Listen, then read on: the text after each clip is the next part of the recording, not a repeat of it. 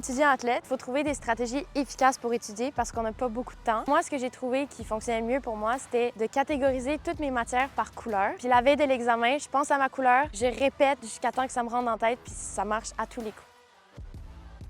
Au début, je me rendais pas compte à quel point j'aurais pas beaucoup de temps pour étudier. Au cégep, c'est quand même des cours assez chargés. J'ai dû partir pour des compétitions internationales. Je revenais. Le lendemain, j'avais un examen, puis il fallait que je me retourne complètement de bord. J'ai dû trouver une stratégie beaucoup plus efficace que ce que je faisais avant parce que je réécrivais toutes mes notes de cours au lieu de comme juste synthétiser la matière puis me la répéter.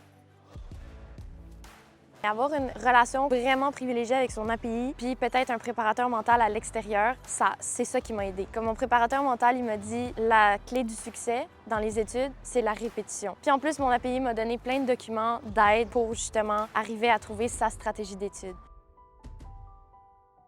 Pour le cégep en virtuel, j'ai utilisé les mêmes stratégies, mais puisque c'est de la philosophie, c'était un peu différent, puisque plus de l'argumentation et tout. Donc, c'est un peu moins du par cœur que, par exemple, un cours d'administration. Cet été, j'ai un cours de marketing, puis j'utilise cette même stratégie-là, puis ça m'aide parce que c'est un cours en 3 fins de semaine et c'est super condensé, puis il y a beaucoup de travaux à faire. Donc, en plus que je patine, j'ai encore moins de temps pour tout faire ça. Et donc, j'ai utilisé cette manière-là d'étudier, puis c'était super.